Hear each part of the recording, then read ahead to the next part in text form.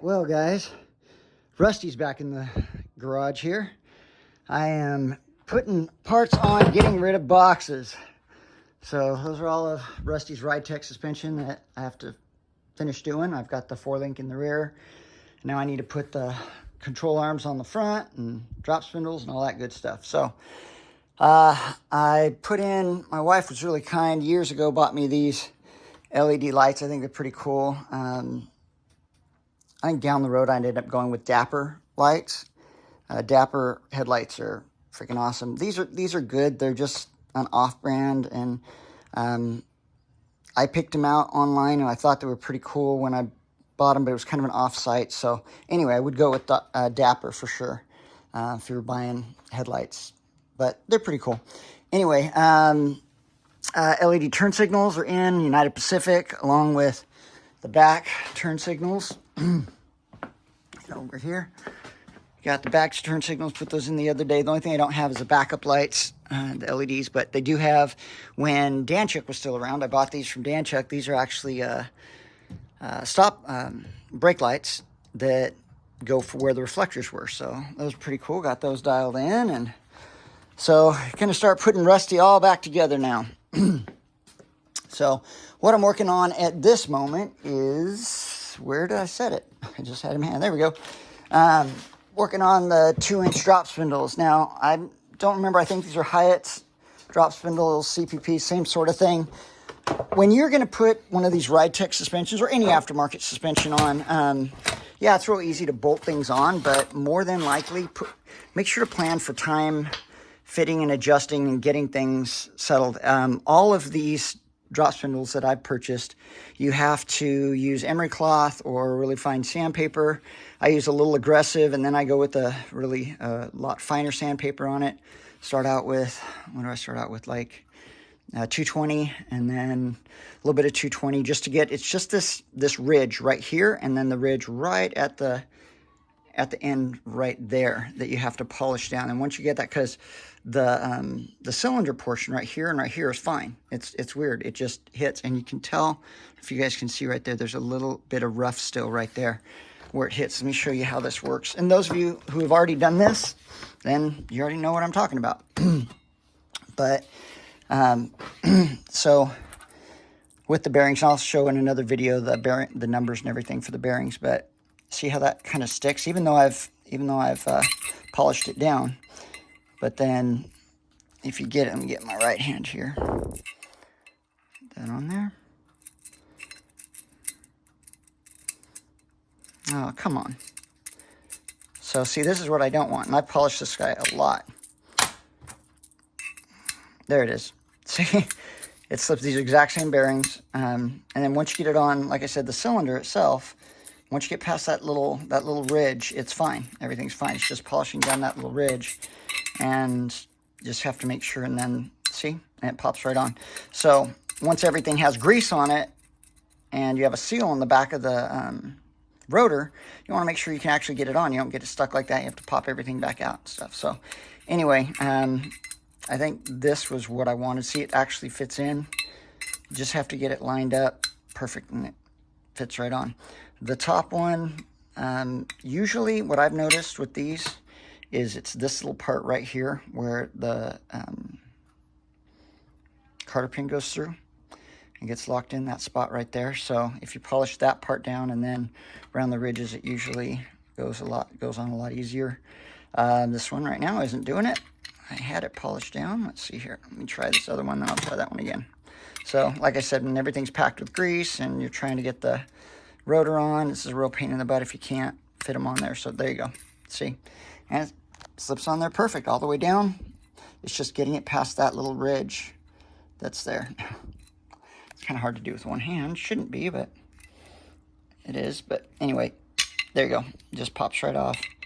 And sometimes, you know, you get around it. And part of this is because of the way I'm polishing. You know, I'm not polishing it. It's not spinning as I'm polishing it, so I'm not getting everything 360, you know, all the way around.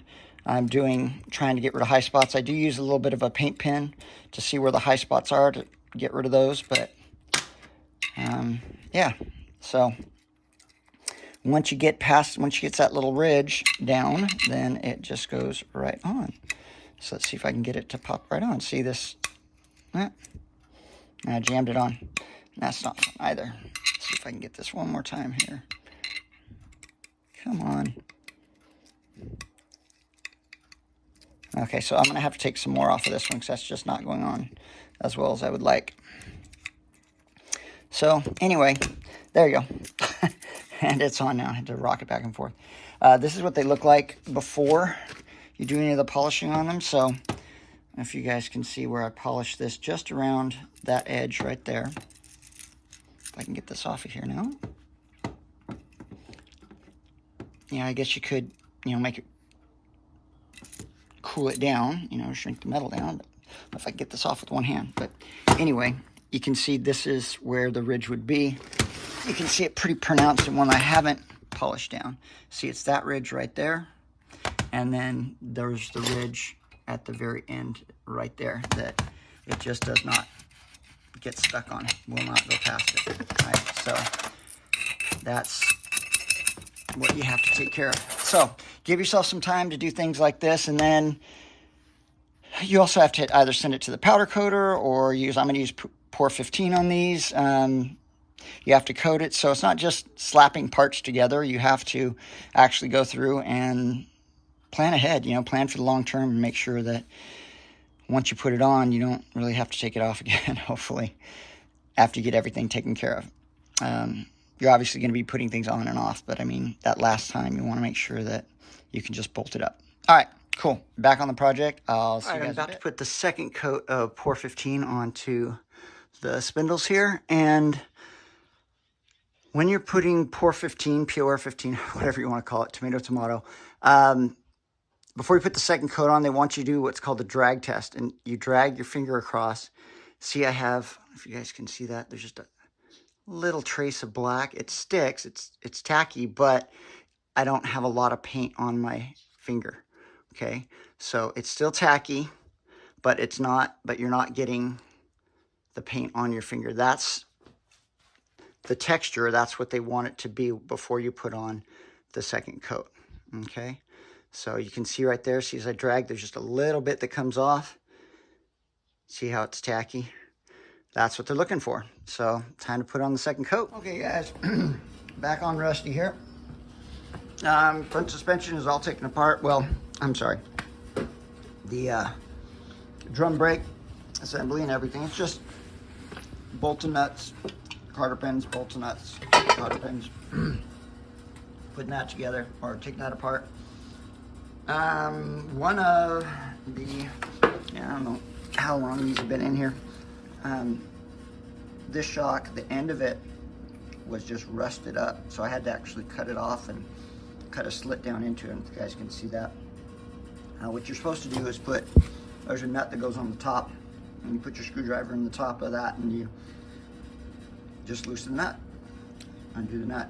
But this one wasn't having it, so what I had to do was cut off the top of it, and then I had to actually cut the nut in half. I don't know where I've got that, somewhere around here. Yeah, here we go.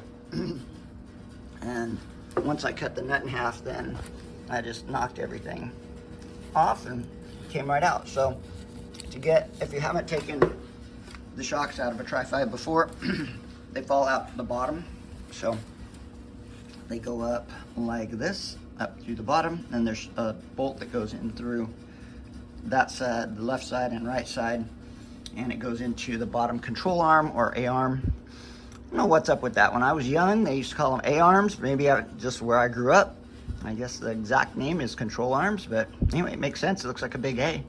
So anyway, the bottom control arm, it goes up through the bottom of the control arm and up through the top of the control arm, which is where the shock goes through.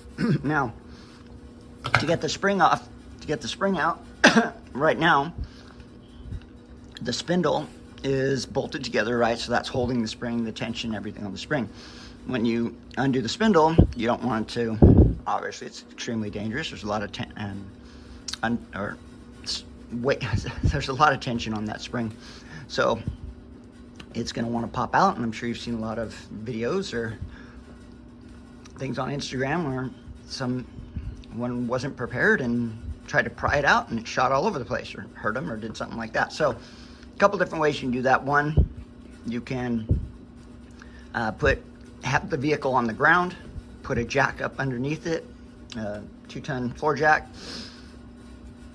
tighten it up, and then when you loosen and get the spindle off, then you slowly let the jack down. Or there's another way with the Tri-5, which is interesting because of the way it goes together. The Tri-5 has a little hole that goes in the top, obviously where the shock, I just showed you guys where the shock goes in. Right here. You guys can see that right there. So, I did another video on this under my Smoky playlist, which is my dad's 55, where I built this tool. And this little tool has helped me out a lot. What it is it's a plate that goes under the bottom of the bottom control arm. And it allows you to put tension on the bottom of the control arm. And then this shaft with this, excuse me, this nut that's welded onto this little, I got all this at, sorry, at Tractor Supply. So all you do is, I just got, what this is just all thread, and then this is all thread, and then they have these longer nuts that you can buy, and I just weld it to this washer. You just drop it in like this, and I also put WD-40 and some NECs, and then I have another washer that goes in between, sorry, it goes right up here, and then it slips down like that, and then what you do, it comes through the bottom, you can see it coming through right there, and then the plate goes up through here, the inside of the spring, and then you tighten it from the top and it puts the tension on. Then when you take the spindle off, you just slowly back out that screw and it drops things down nice and safe. You don't have to worry about anything shooting out or anything like that. So that little tool I built years ago has, yeah, it's been wonderful when I want to do things like this. I haven't done a lot, but anytime I'm working on a Tri-5 and I want to take the A-arms apart, I can do that, which is really nice. So anyway, and it also helps when you're putting everything back together and you're putting the new spindle on, which I'll be doing. The drop spindles are painted. Actually, today I have to take the tape off them, so I'll show you guys that in just a little bit. But yeah, so let me pull this apart and I'll show you guys as I'm taking it apart in just a couple. Here's the beauty of that little tool. Once I got the spindle, and I had to slam on it. I had to hit it with a sledgehammer. Once it releases, obviously catches the spring as it decompresses and pushes right down that plate, and then the nut welded to the bolt on the top, or to the, sorry, the washer welded to the nut on top, helps it from springing out. So there you go. Now you can safely release it and take the spindle off. So there you go. And this is coming apart. Now it's just undoing nuts and bolts again.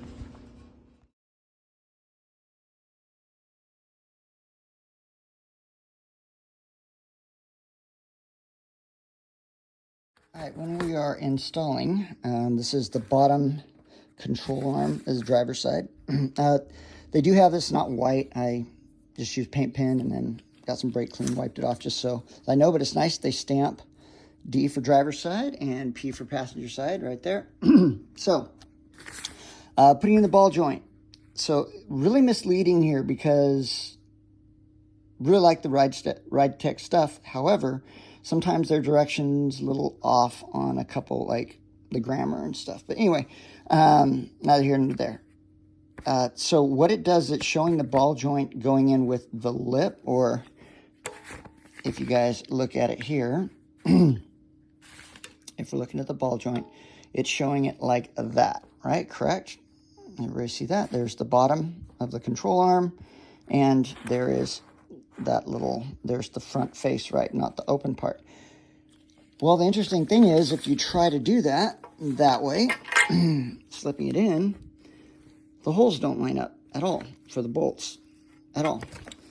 I was going, what is going on here? Then, if you look at their pictures, like really look, here's one of their last pictures that shows the spindle attached to it, and you'll notice right here, there is the reset section right here.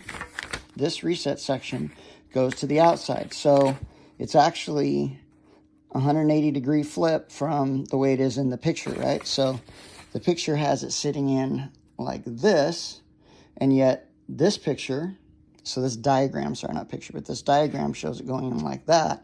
But this picture shows it with this diagonal cutout face going towards the spindle. So, and if you do it that way, which is the way I had it at first, all the holes line up. So that's what I did with the other side as well.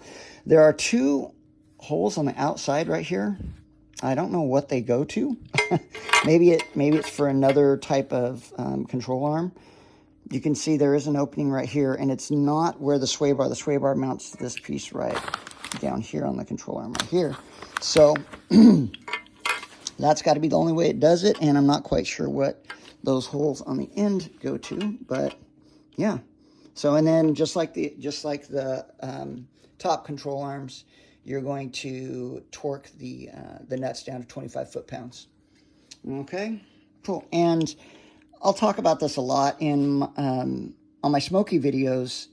One of my followers was kind enough in comments to tell me that, hey, the ball joint doesn't look like you seated the ball joint in far enough. And I wrote in the comments just to kind of explain, these ball joints aren't like regular ball joints. They're actually different. RideTech creates them so that it helps with camber or caster. I don't remember which. However, let me just show you guys if I can find the instructions here.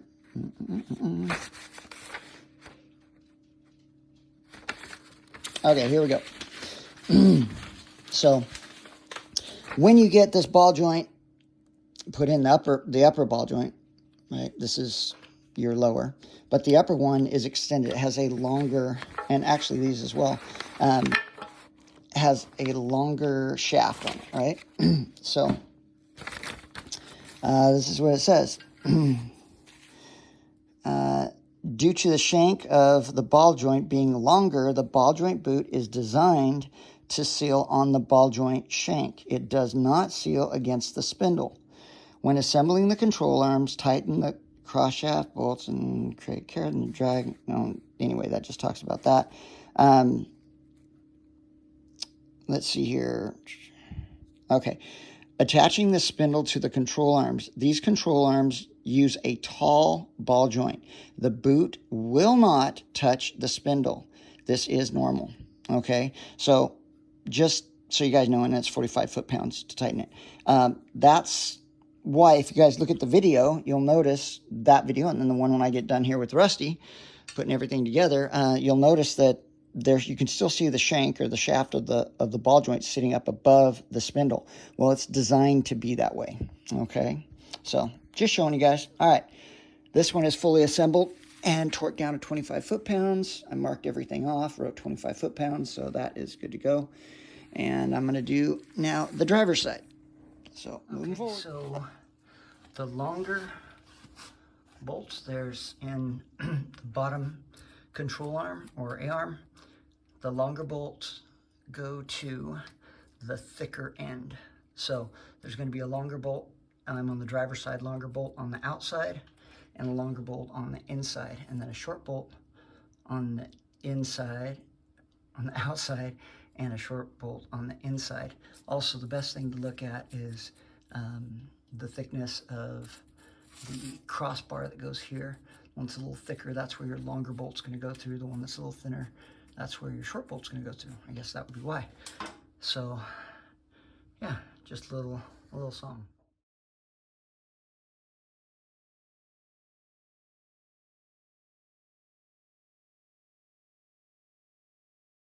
All right, guys. Well, yesterday I spent the whole day cleaning up part of the frame, the front cross member. I'll explain a little bit about that in just a minute.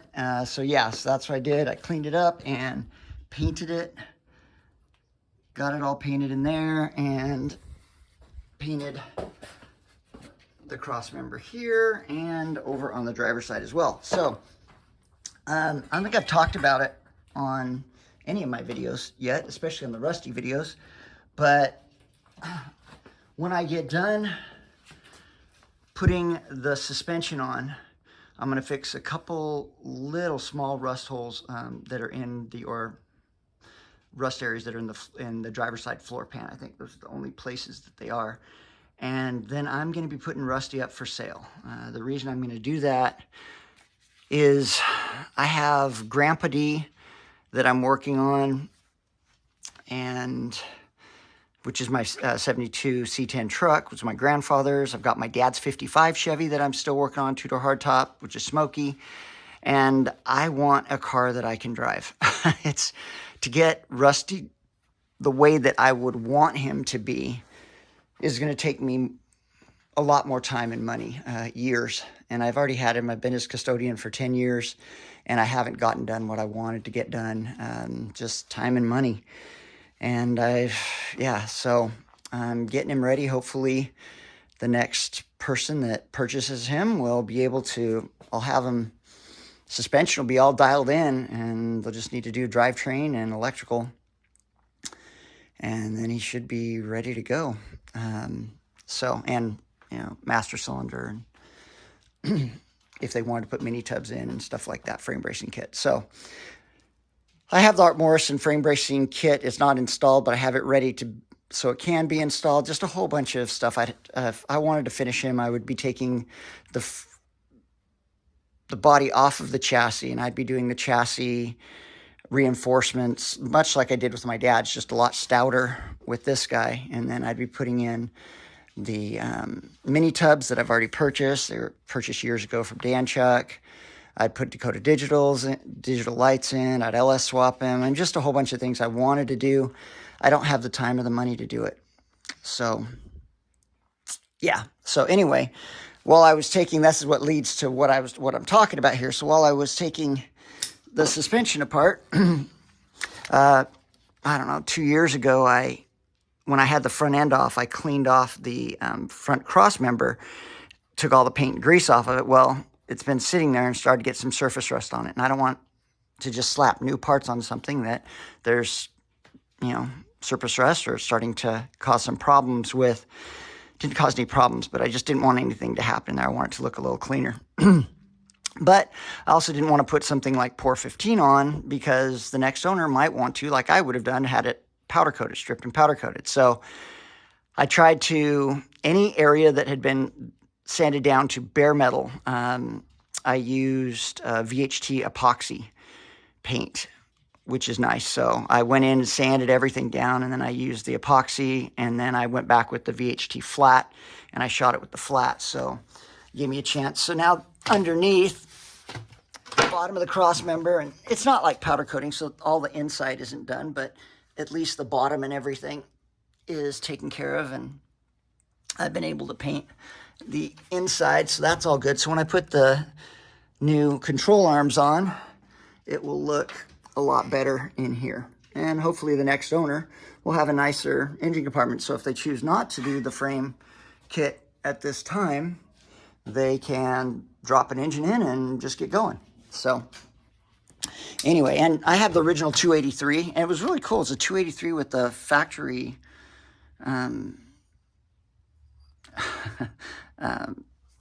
the carburetor is a 4-barrel. My brain isn't working as it always. It's a factory 4-barrel on the 283, which is kind of interesting. So I don't know if it was a later, if it was from 57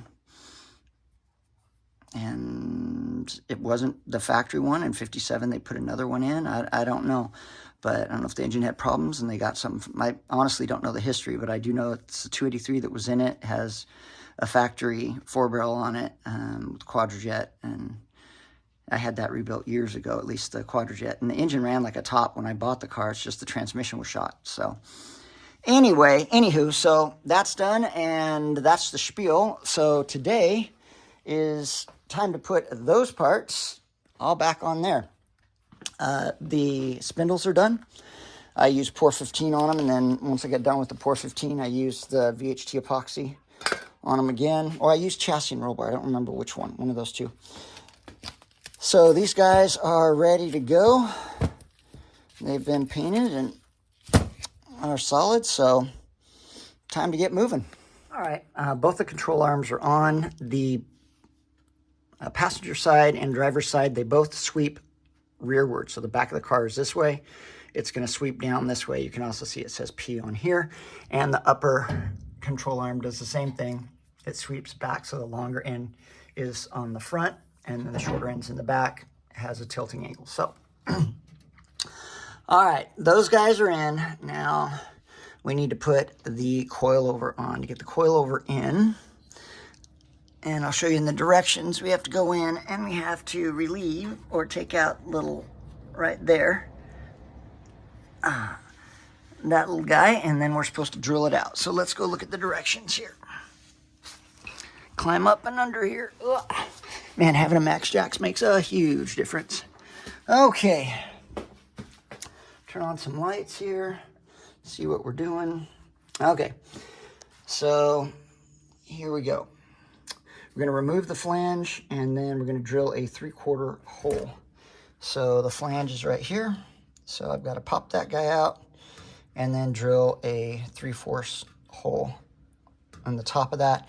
And then also the other part that it says, once I get the coilover all assembled, I'll have to go in on the second page here. And I have to check the clearance from underneath to make sure that the spring on the coilover isn't going to hit this outer section of the bottom of the frame, where the old, this is where the spring, the original spring would go, the pocket it fit in. So I need to make sure that this inner retaining ring here, it's a protruding piece that comes out of the bottom, has to be cut out. So, all right, here we go. One thing, guys, so this was a little thing they were taking and saying to knock out. What is it called over here? Get the actual name. The flange. So this is the flange. All I did was get in here with a little punch and a hammer and beat on it for a little bit, and it popped right out. I'm going to repaint this just a little bit. Shoot out a little bit of spray paint. Now the interesting thing is this one didn't have it, so it wasn't in there. So at one point somebody must have done something. And they say you can use a step bit, and I have my step bit set up. The red part right there is right above 3/4, so you can see 3/4 would be the green. And if I put this in here without it, see if I can get in there so you guys can see this. Hold on. Hopefully you guys can see that. So right there, it's at 3/4. So I'm going to look at this guy real quick.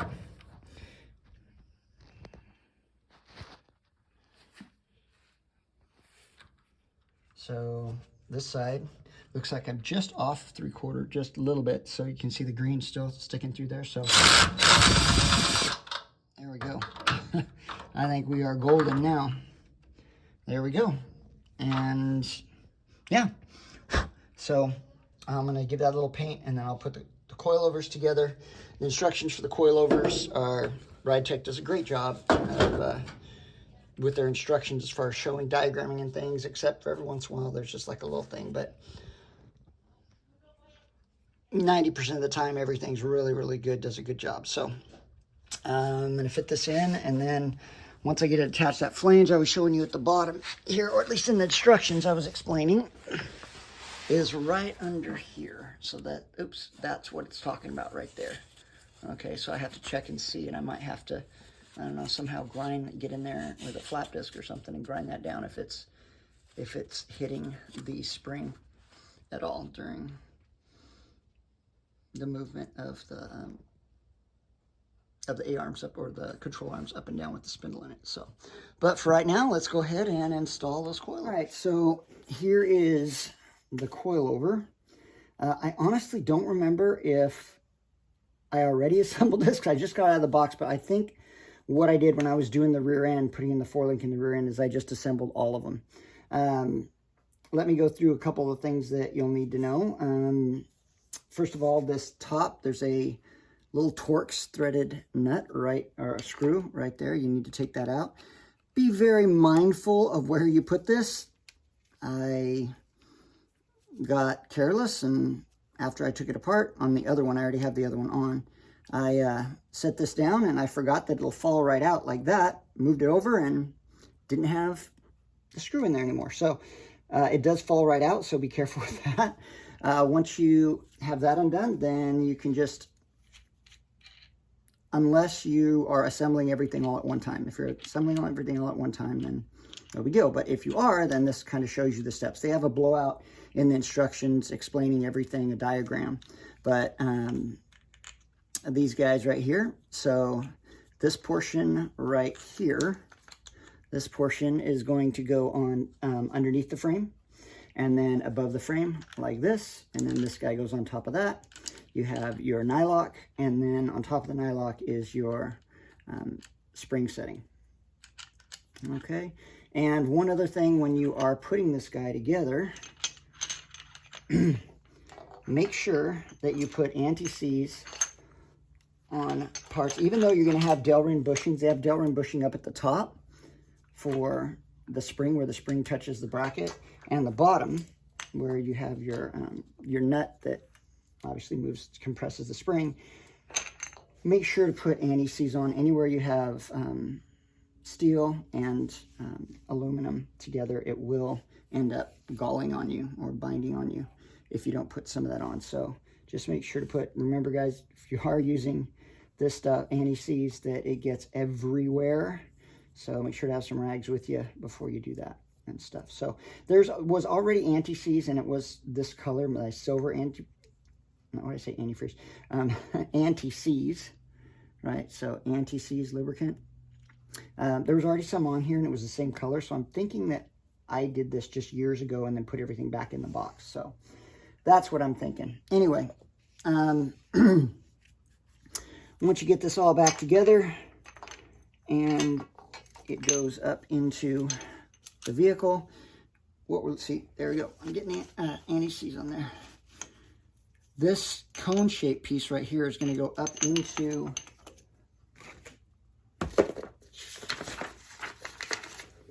this piece right here. This, what do they call it? They said check clearances, mock up the coilover in the opening, and check for clearances on the coilover spring locating ring. And that would be this, the locating ring would be this guy right here.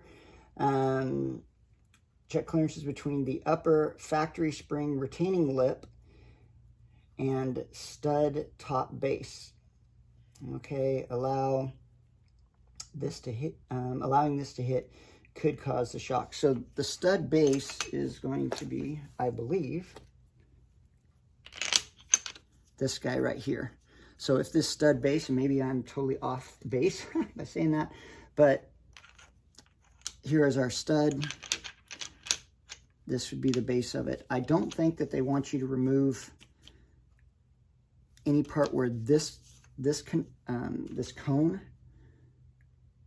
touches the bottom. I'll have to see of that lip because of the way the cone is shaped. I'm thinking that it fits kind of in that irregularity. But I'm going to get up underneath. I'll show you the one that I've already installed, and we can look at it and see what we think. There's one other part I didn't show. At the bottom of the coilover, you have these two little sleeves that go in here. I can get that one with one hand. They slip right into a little ball. I forget what those are called, but a little ball that's in there. Slips right in like that. This side goes. Anyway, both sides go in. Then this guy, once you've got those in, it goes into the bottom like that. A washer on each side, and it fits right in the center. And you're good to go. And Rusty's gonna look freaking awesome with these. I can't wait to see his stance. Oh, and I found some rims I might be buying on Marketplace for him. Cool. All right, so the cone, I can get up in here so you guys can see this. Here we go. So the cone is sitting right up here. I'm at the bottom, right? There's my bottom control arm. Looking up under here, get my abs to work. there's the cone, and the lip is right here. And I'm thinking the base they're talking about is a silver base right there. And I don't see that it is connecting at all. Actually, it looks like the cone is touching right there. And I might have to call the guys at RideTech just to make sure. But I'm thinking, I'm looking at this here, that's okay. The way the cone is shaped, it should fit into that slot. And then the base itself, I don't know if you guys can see that, isn't touching anything. It's hard for me to get a camera angle in there, guys. Sorry. See if I can get in here like that. There we go. So that kind of works. Maybe not. Anywho, I don't see that it's running into any problems or hitting anything under there when I look up in there. So I think we're going to go with the way it is right now. And then later this week, I might call RideTech and find out what they're talking about. All right, so there we go. There's the bottom. And this one I actually do have already tightened up at the top up here. So if I can get this, there we go. So it's all screwed down and set up. And so it's time to go to the other side. Do that, and then we can put the spindles on. Woohoo, we're getting there. So in reading the instructions here, number 9, if we go right here, number 9 is the stud top base. So when it says right here, clearance between the upper factory spring retaining lip and the stud top base, it's meaning this aluminum piece right here. Make sure that this aluminum piece, which makes sense, you don't want it to impede it, because then you won't be able to tighten down the shock itself all the way down, all the way to as far all these threads. You know, you won't have it as tight as you want it. So anyway, just thought I'd clarify that. And all right, time to put on the old drop spindle. Here we go. Remember, the drop spindle is going to position your axle here up higher on the spindle, right? So instead of being down lower, so you're not going to put it in like this, you're going to put it in like this. So it moves the rim itself up closer to the inside of the fender well. So, yada yada. I know you guys knew that. But anyway, all right, so here we go. I'm going to put on my bottom one first. Bottom nut here. There we go. And one thing I like about this particular kit versus the one that I got from my C10 is I didn't have to press the dowel ring bushings into the control arms. They were already pressed in. That was a pain in the butt. So yeah, if you're doing a street grip on a C10, just be ready for that. It's not the funnest of things. But I do think that RideTech offers a little, it's a kit that helps you, like you can use it on a vise to press those in. I took mine down to Les Schwab, and the guys were cool to do it, but we went through a full set of them. They broke accidentally, they didn't mean to, but they broke one set at the beginning. So yeah. So anyway, there we go. So got both those on. Remember, guys, with these upper ball joints, you are going to see the shank or the shaft out above. It's to help with camber, caster, I don't remember which, because these cars were originally designed for bias ply tires, and the roads are very different than what we drive on now, and the tires are very different. So you'll see this on when I worked on my dad's 55 Chevy Smoky. On the videos, you'll notice that it has a tall shank, and then this one as well. So yeah, this is it pretty much, guys. I'll go ahead and put on I'll tighten this down and then put on the rotor and the bearings and put on my caliper, and I hope I have some bolts for the caliper. And yeah, there we go. That should be it. And then once I get the caliper and rotor and stuff put on, then I'll come back. You guys will probably see it like right now, but it'll probably take me a little while to get that. And then once I get done with this, then I'm going to stop this video series, and I'm going to do another one just like I did on Smoky with the front sway bar, installing the front sway bar on a 56 Chevy versus a 55. They're the same thing. But anyway, I will do that. So cool, guys. Here I go. All right, so I got this here. This is a 3/4 inch for the top, and it is a 7/8 for the bottom nut, just so you guys know. Pretty easy kit, guys, when it comes to it. I mean, it's just bolt on, just like they say. It's one thing I've really enjoyed about the RideTech, the exception of those Delrin bushings for my 72 C10. They just go on.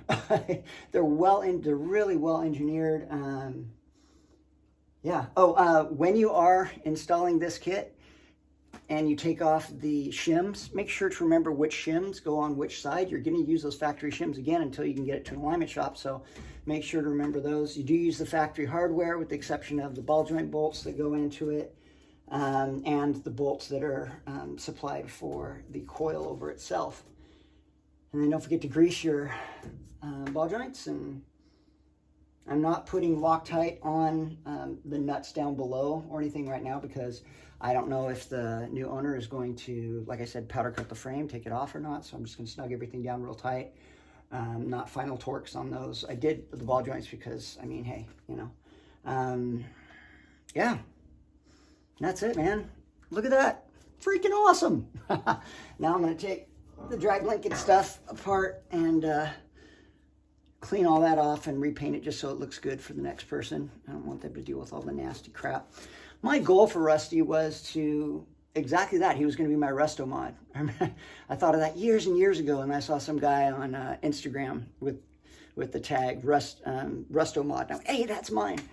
But no, it's I wanted to redo the chassis, put in brand new drivetrain, LS swap, like I'd said, put meats on the back, and Dakota Digital gauges, and just make him look on the outside. I didn't want to do anything because I didn't want to get into the cost of painting and that kind of stuff. So I just wanted to get it just, and I like the character. I really, really like the character. He's the coolest patina, and he's unique. You know, there isn't another one on the road like him, which is really cool.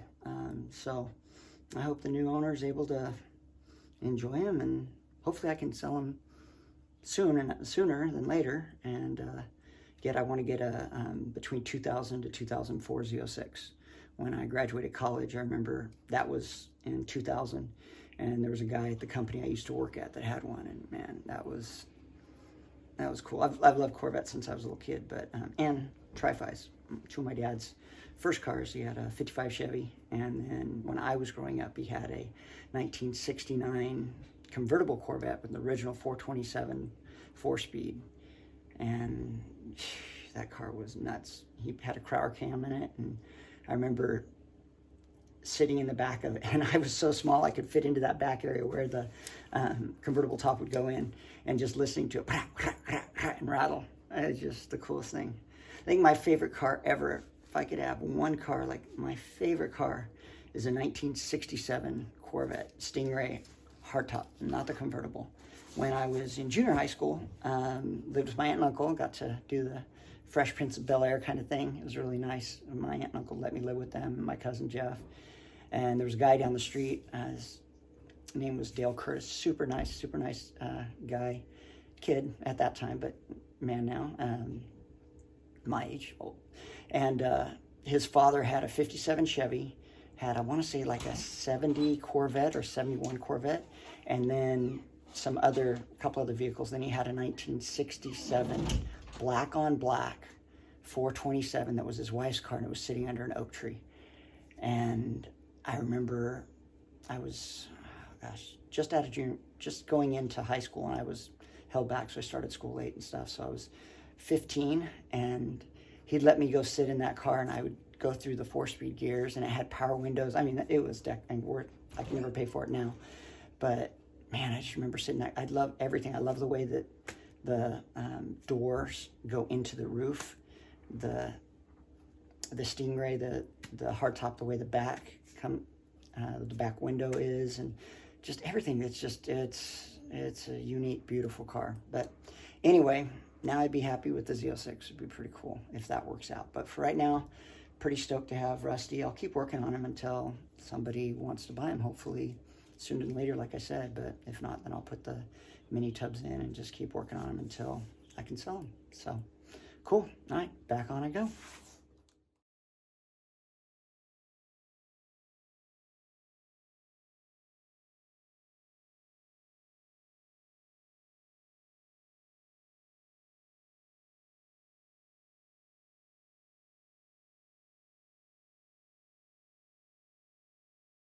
All right, here we go. So I've got the driver's side rotor on, and now I'm going to put on the passenger side rotor. If you do want to go, like I was originally going back to me, if I was going to keep Rusty, I was going to put Willwood brakes on and go that way, but I did not want to put disc brakes on him, or quality good disc brakes. So I went a little cheaper route. I ended up going with the Power Stop brakes. If you want to get these, this is what they are. They go with the spindle. They are the AR, can you guys see that, I hope? AR8213XPR. It's their cross-drilled and slotted rotors. They are directional, so this is the passenger side. It tells you which one is passenger side and which one is driver's side. You get both of them in the kit. Got them from Rock Auto. And then I went on to Amazon to get the bearings and everything else. So dust caps for these are, let me see if I can find a number on these, if there is anything. Here we go.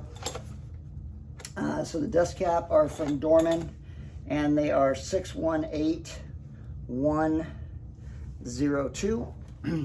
And then the nut and washer that go on the end. Here's the nut and washer and carter pin. These guys together. They're also from Dorman, and it's 05193. And then the rear seal is, I got National Oil Seals, and it's 8817. That's the rear seal. These are the bearings that I got. You can get any ones you want, but I got Temkin's. And for the rear, they're Temkin LM67048-LM67010. And then I guess this is the inside, and this is the outside. And this one, the smaller one, is the LM12710-LM12748F. So if you want to go this route, they work with these Hyatt's drop spindles. I believe they're Hyatt's. And yeah, so I'm hoping that this side I got it polished down enough that it'll go on easy, but not too much. And yeah, so here we go. Let's give it a shot. I always put, maybe this is wrong or right, I don't know. I always just put a little bit, not a lot, just a little bit to help the seal on, for the rear seal to go on. And just so that it slides over these two areas. I'm gonna put a lot on there, just a little bit. Not a liberal amount by any means, just enough to cover the surface. All right. And then I get my hands covered in grease and I touch the brake rotor. All right, so here we go. All right, and let's see. And I did use my soft mallet. Here, just went around the outside until it was nice and solid. And then the rear seal, and let's hope this goes on. Please go on easy. Yay! It worked. All right, and that one is back all the way.